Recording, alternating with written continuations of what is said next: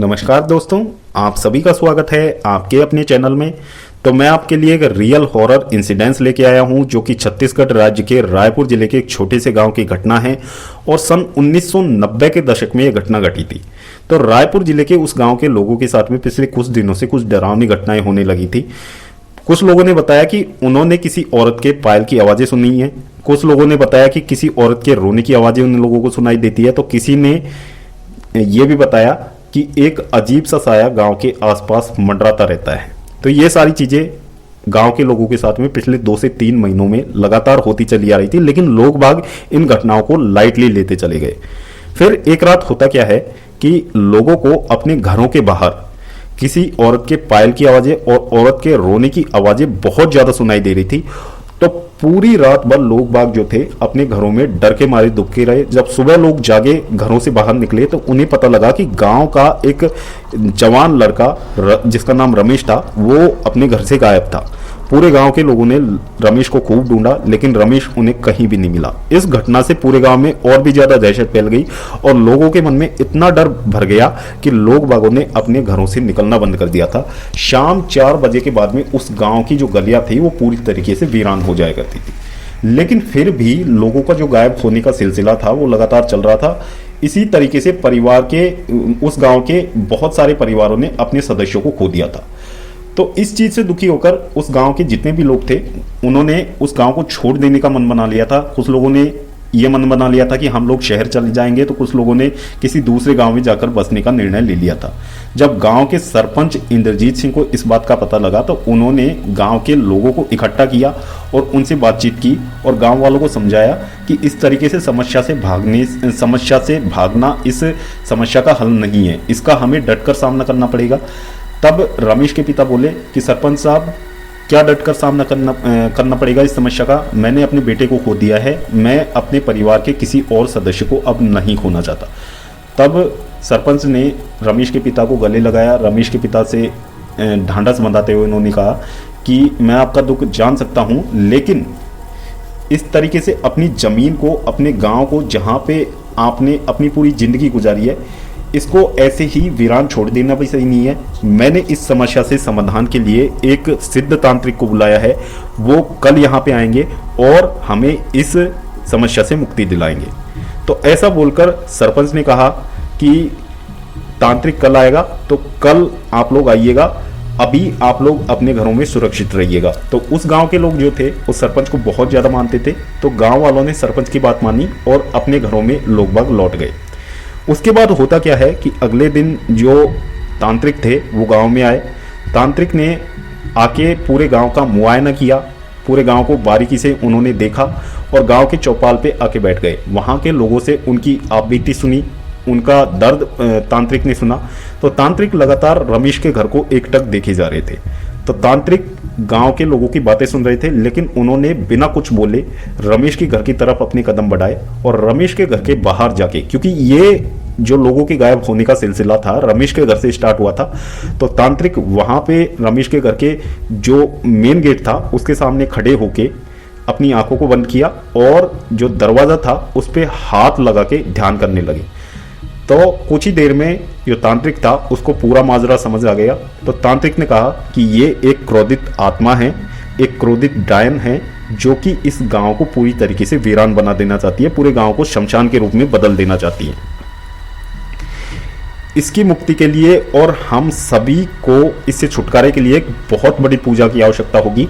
तो पूजा आज ही शाम को आयोजित करवाई जाएगी। तो आप सब लोग अपने घरों से निकलकर पूजा में जरूर आना, कोई भी इधर उधर मत जाना, अदरवाइज जो डायन है वो किसी को भी यहाँ पे जिंदा नहीं छोड़ेगी। तो रात हुई, गांव के चौपाल पे सारे लोग इकट्ठा हुए, तांत्रिक भी वहां पे मौजूद थे और पूरे गांव की बाउंड्री पे एक अभिमंत्रित किया हुआ सर्किल बनाया गया और तांत्रिक ने लोगों को साफ चेतावनी दी, कोई भी इस सर्किल से बाहर नहीं निकलेगा, नहीं तो वो डायन उसे मौत के घाट उतार देगी और इसमें मैं भी कुछ नहीं कर पाऊंगा।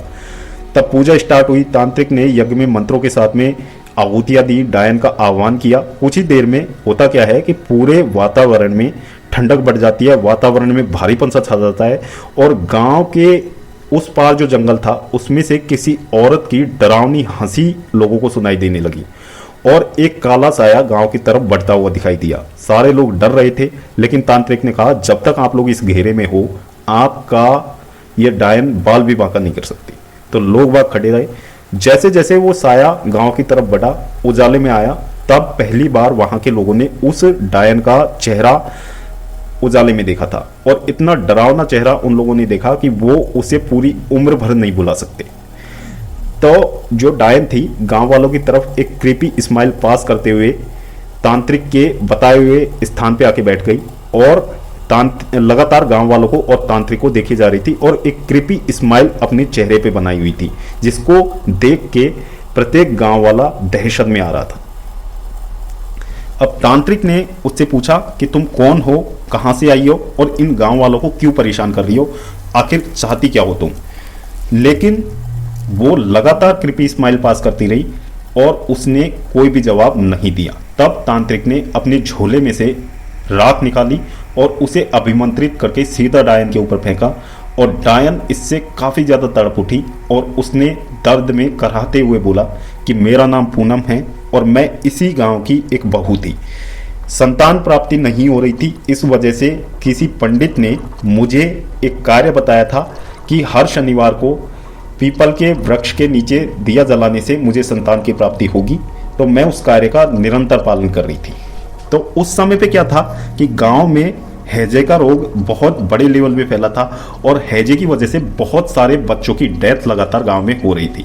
तो पूनम क्या थी कि हर शनिवार को गांव के बाहर जो तालाब किनारे पीपल का पेड़ था उसके नीचे दिया जला के आती थी। तो इसी कार्य को करते हुए एक दिन गांव के कुछ लोगों ने पूनम को देख लिया था और उन्होंने गांव में आके ये अफवाह उड़ा दी कि बच्चों की जो मौतें हो रही हैं उसके पीछे पूनम का हाथ है, क्योंकि वो कोई तंत्र साधना कर रही है जिसकी वजह से बच्चे लगातार गांव में मर रहे हैं। यह बात उस समय के जो सरपंच थे उसके कानों में पड़ी और जो सरपंच था वो भी काफी ज्यादा मूर्ख था। तो उसने अपने लोगों के साथ में मिलकर पूरे गांव वालों को भड़काया और सब लोग रात के समय पूनम के घर पे जा पहुंचे। पूनम के घर को उन लोगों ने आग लगवा दी और पूनम को उसके पति के साथ में उसी पीपल के पेड़ के बांध कर जिंदा उन लोगों को जलवा दिया। इस तरीके से पूनम और उसके पति की दर्दनाक मौत उस रात को हो गई। उसकी मौत के दिन बाद पूनम की जो आत्मा थी जिसने डायन का रूप ले लिया था उसने सरपंच और उसके साथियों को दर्दनाक मौत दे दी। लेकिन पूनम की जो आत्मा थी उसको शांति नहीं मिल पाई। पूनम ये चाहती थी कि इस पूरे गांव को वो लोग शमशान के ढेर में बदल दे। उसकी पूरी बातें सुनने के बाद तांत्रिक ने पूनम को समझाया और उससे बोला कि तुम जहां से आई हो अपनी दुनिया में लौट जाओ, इन गांवों को सुख शांति से यहां पे रहने दो। लेकिन पूनम किसी की बात मानने को तैयार नहीं थी। तब तांत्रिक ने अपनी शक्तियों का प्रयोग करके पूनम को वचनों में बांधा और पूनम की मुक्ति के लिए गांव के बाहर जहां पे जिस पेड़ के चारों तरफ पूनम और उसके पति को बांधकर जिंदा जलाया गया था उस पेड़ के नीचे एक दुर्गा माता के मंदिर की स्थापना का आदेश गांव वालों को दिया और पूनम की आत्मा को मुक्ति प्रदान की।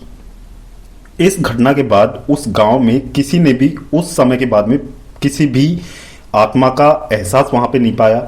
पूरे गांव के लोगों ने उस आत्मा से वहां पे छुटकारा पाया था। तो इस तरीके से ये घटना घटी थी। तो दोस्तों कहानी यदि आपको पसंद आई हो तो वीडियो को लाइक करें, अपने दोस्तों के साथ जरूर शेयर करें और चैनल को जरूर सब्सक्राइब करें। जल्द मिलते हैं एक और रियल हॉरर इंसिडेंट्स के साथ। तब तक स्वस्थ रहें, तंदुरुस्त रहें।